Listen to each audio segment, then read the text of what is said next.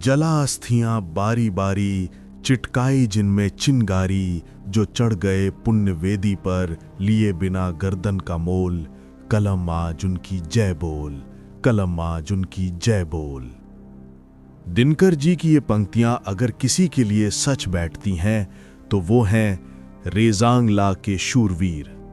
इतिहास गवाह है कि युद्ध हथियारों से जीते जाते हैं, लेकिन 1962 में रेजांग ला पर युद्ध हथियारों से नहीं, जुनून से लड़ा गया था। आज कर्मा वॉल्ट नमन करता है मेजर शैतान सिंह और उनकी चार्ली कंपनी को। लेकिन दोस्तों, श्रद्धांजलि देने से पहले उस सच को जानना जरूरी है जो आज भी चीन के गले की फांस बना हुआ है। एक तरफ 1300 चीनी सैनिक, दूसरी तरफ सिर्फ 120 भारतीय। गणित कहता है कि भारत को 10 मिनट में हार जाना चाहिए था। तो फिर ऐसा क्या हुआ कि सुबह होते होते वहां चीनियों के लाशों के ढेर लग गए। चलिए उस आखिरी गोली और आखिरी आदमी, लास्ट मैन लास्ट राउंड की कहानी को शुरू करते हैं। कल्पना कीजिए, वक्त है फरवरी 1963। युद्ध खत्म हुए 3 महीने बीत चुके हैं। लद्दाख की बर्फीली चोटियों पर 16,000 फीट की ऊंचाई पर सन्नाटा है। ऐसा सन्नाटा जो कानों को फाड़ दे। जब भारतीय सेना की रेड क्रॉस टीम और कुछ गडरिए, जिन्हें शेपर्ड्स कहते हैं, उस नो मैन्स लैंड पर पहुंचते हैं तो उन्हें वहां बर्फ के टीले नहीं बल्कि कुछ और मिलता है। उन्हें वहां इंसान मिलते हैं, लेकिन वो इंसान सो नहीं रहे थे, वो जमे हुए थे, फ्रोजन स्टैचू की तरह। हैरानी की बात यह नहीं थी कि वो मर चुके थे, हैरानी की बात उनकी पोजीशन थी। एक जवान के हाथ में ग्रेनेड था जो फटने ही वाला था, लेकिन उससे पहले ही वो जम गया। दूसरे जवान की उंगली राइफल के ट्रिगर पर थी और राइफल की नाल, बैरल, दुश्मन की तरफ थी। मेडिक के हाथ में पट्टी थी जो वो अपने साथी के घाव पर बांध रहा था, और उसी मुद्रा में, उसी पोज में मौत ने उन्हें हमेशा के लिए पत्थर बना दिया था। ये कोई आम लाशें नहीं थीं, ये वो 120 अहीर थे जिन्होंने मौत को भी इंतजार करवाया था। दुनिया के मिलिट्री इतिहास में थर्मोपुले की कहानी सुनी जाती है, जहां 300 स्पार्टन्स लड़े थे, लेकिन आज हम जिस केस स्टडी की बात करेंगे वो कहानी नहीं, वो एक ऐसा कड़वा और गर्व करने वाला सच है जिसने चीन की विशाल पीपल्स लिबरेशन आर्मी के पैरों तले जमीन खिसका दी थी। 120 भारतीय जवान और सामने 1300 से ज्यादा चीनी सैनिक। गणित कहता है कि ये लड़ाई 10 मिनट भी नहीं चलनी चाहिए थी, लेकिन ये लड़ाई चली, घंटों चली, और जब खत्म हुई तो रेजांग ला का दर्रा लाशों से पट चुका था। आखिर उस रात 18 नवंबर 1962 को उस अंधेरे में क्या हुआ था? कैसे मुट्ठी भर जवानों ने चीन की ह्यूमन वेव को रोक दिया था? आज कर्मा वॉल्ट पर हम डीकोड करेंगे रेजांग ला के युद्ध की वो अनसुनी दास्तान।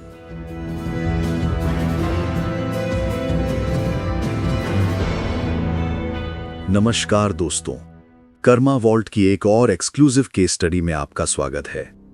इस घटना को समझने के लिए हमें थोड़ा पीछे जाना होगा। 1962 का साल भारत के लिए एक बुरा सपना था। चीन ने धोखा दिया था। हमारी सेना तैयार नहीं थी, हमारे पास ना तो सही कपड़े थे, न ही आधुनिक हथियार। हम हार रहे थे। नेफा में हमारी रक्षा पंक्ति टूट चुकी थी, लेकिन पश्चिमी मोर्चे पर लद्दाख में कहानी कुछ और लिखी जाने वाली थी। जगह थी चुशुल घाटी। रणनीतिक तौर पर स्ट्रेटेजिकली चुशुल लद्दाख का दिल था। अगर चीन चुशुल पर कब्जा कर लेता तो वो आसानी से लेह तक पहुंच जाता और पूरा लद्दाख भारत के हाथ से निकल जाता। और चुशुल को बचाने के लिए सबसे जरूरी था रेजांग ला पर कब्जा रखना। रेजांग ला समुद्र तल से लगभग 16,500 फीट की ऊंचाई, तापमान -30 डिग्री सेल्सियस, ऑक्सीजन इतनी कम कि सामान्य इंसान को सांस लेने में ही चक्कर आ जाए। यहां हवा नहीं चलती, यहां हवा काटती है। बर्फीले तूफान ऐसे कि 5 फीट दूर खड़ा इंसान दिखाई न दे। इस जगह की सुरक्षा की जिम्मेदारी दी गई थी 13 कुमाऊं रेजिमेंट की चार्ली कंपनी को। इस कंपनी में 120 जवान थे और ये सभी अहिर समुदाय से थे, हरियाणा और पश्चिमी उत्तर प्रदेश के यदुवंशी। इनका नेतृत्व कर रहे थे मेजर शैतान सिंह भाटी, एक ऐसे ऑफिसर जिनका नाम ही दुश्मन के लिए काफी था। लेकिन दोस्तों, यहां एक कैच था। रेजांग ला एक तरफ से पहाड़ों से घिरा था, जिससे भारतीय आर्टिलरी यानी तोपखाने की मदद उन तक नहीं पहुंच सकती थी। यानी अगर हमला हुआ तो उन्हें बिना किसी बड़ी मदद के अकेले ही लड़ना था। तारीख थी 18 नवंबर 1962, रविवार की सुबह। रात का अंधेरा अभी छटा नहीं था। सुबह के 3:30 बज रहे थे। सन्नाटे में अचानक एक आवाज गूंजी, क्रैक। ये बर्फ टूटने की आवाज नहीं थी, ये सिग्नल वायर कटने की आवाज थी। दुश्मन आ चुका था और वो सिर्फ 1 या 2 नहीं थे, पूरा पहाड़ चल रहा था। आइए अब इस युद्ध के टेक्निकल पहलू को समझते हैं। मेजर शैतान सिंह ने अपनी कंपनी को 3 प्लेटून्स में बांटा हुआ था। प्लेटून 7 लेफ्टिनेंट हरिराम के पास, प्लेटून 8 लेफ्टिनेंट सुरजाराम के पास, प्लेटून 9 लेफ्टिनेंट रामचंद्र के पास। उनके पास हथियार क्या थे? ध्यान दीजिएगा, उनके पास पुरानी ली एनफील्ड .303 राइफल्स थीं। ये वो बंदूकें थीं जिन्हें हर शॉट के बाद बोल्ट खींचकर रिलोड करना पड़ता था, जबकि चीनी सैनिकों के पास सेल्फ लोडिंग राइफल्स और हैवी मशीन गन्स थीं। ये ऐसा था जैसे आप तीर कमान लेकर मशीन गन वाले के सामने खड़े हों। चीन की रणनीति बहुत ही क्रूर थी। वो ह्यूमन वेव टैक्टिक्स का इस्तेमाल करते थे। इसका मतलब है सैनिकों की एक लहर भेजो, अगर वो मर जाएं तो दूसरी लहर, फिर तीसरी, फिर चौथी। उनका मकसद था भारतीयों की गोलियां खत्म करवा देना। सुबह 4 बजे पहली रोशनी से पहले चीनियों ने हमला किया, लेकिन वो सीधे सामने से नहीं आए। वो नाले के रास्ते से ऊपर चढ़ने की कोशिश कर रहे थे। यहां मेजर शैतान सिंह की जीनियस नजर आती है। उन्होंने अपनी लाइट मशीन गन्स को ऐसी जगहों पर सेट किया था जिसे मिलिट्री भाषा में एनफिलेड फायर कहते हैं, यानी दुश्मन एक लाइन में आएगा और एक ही मशीन गन उन सबको एक साथ गिरा देगी। जैसे ही चीनी रेंज में आए, चार्ली कंपनी की .303 राइफल्स गरज उठी। सटीक निशाना, हर गोली पर एक दुश्मन ढेर। पहली लहर नाकाम। चीनी हैरान थे। उन्हें लगा था कि वो सोते हुए भारतीयों को मार देंगे, लेकिन वहां तो मौत उनका इंतजार कर रही थी।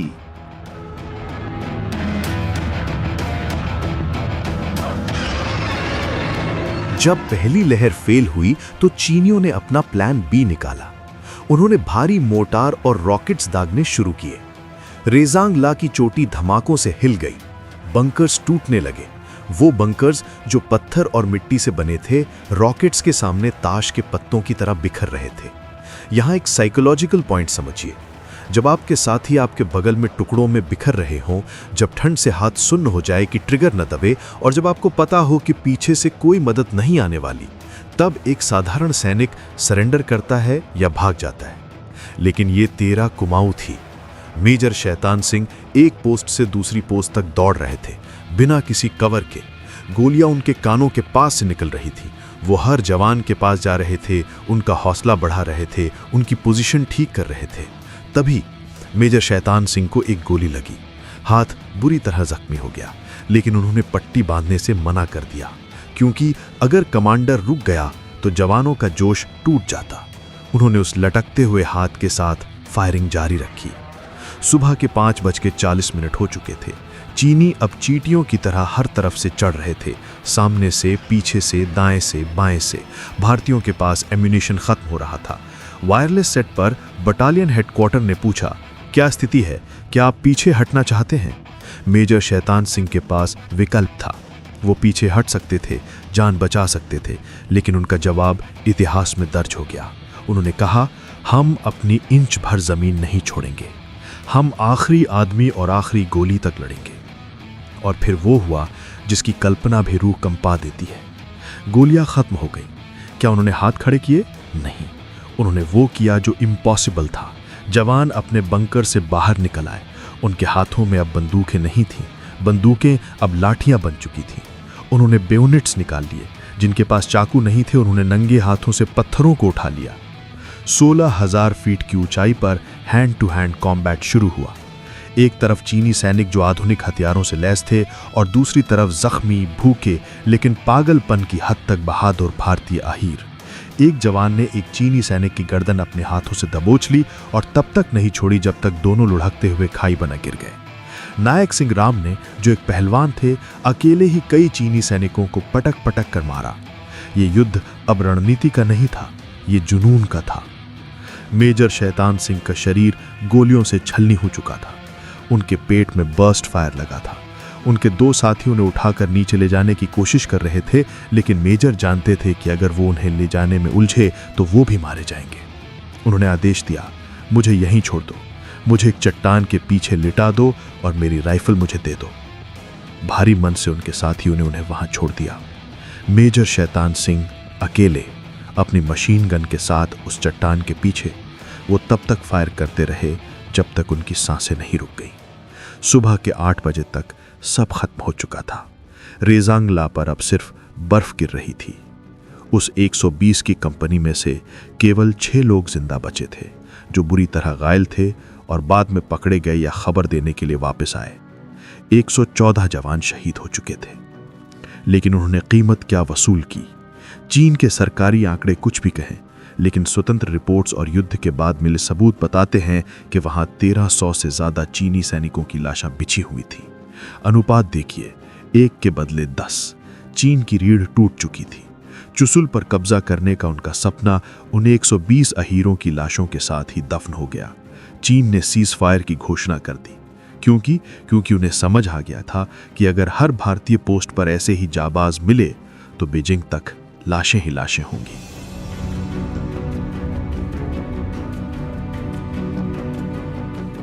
तीन महीने बाद जब बर्फ पिघली और भारतीय टीम वहां पहुंची, ब्रिगेडियर TN रैना, जो बाद में आर्मी चीफ बने, जब वहां पहुंचे तो उनकी आंखों से आंसू निकल आए। उन्होंने देखा कि मेजर शैतान सिंह का शरीर उसी चट्टान के पीछे था। राइफल हाथ में जमी हुई थी। हर जवान अपनी पोस्ट पर ही था, किसी की पीठ पर गोली का निशान नहीं था। सब के सब सीने पर गोली खाकर गिरे थे। किसी ने भागने की कोशिश नहीं की थी। दोस्तों, हम अक्सर कर्मा की बात करते हैं। क्या था वो सिर्फ देशभक्ति नहीं थी, वो एक ऋण था, अपनी मिट्टी का ऋण। उस दिन रेजांगला पर उन 120 जवानों ने अपने प्राणों की आहुति देकर उस ऋण को चुकाया था। कर्मा यह भी है कि दुनिया ने भले ही 1962 को भारत की हार माना हो, लेकिन रेजांगला की वो लड़ाई मिलिट्री हिस्ट्री में द ग्रेटेस्ट लास्ट स्टैंड मानी जाती है। यूनेस्को ने भी उन वीरों की बहादुरी को एक मिसाल माना है।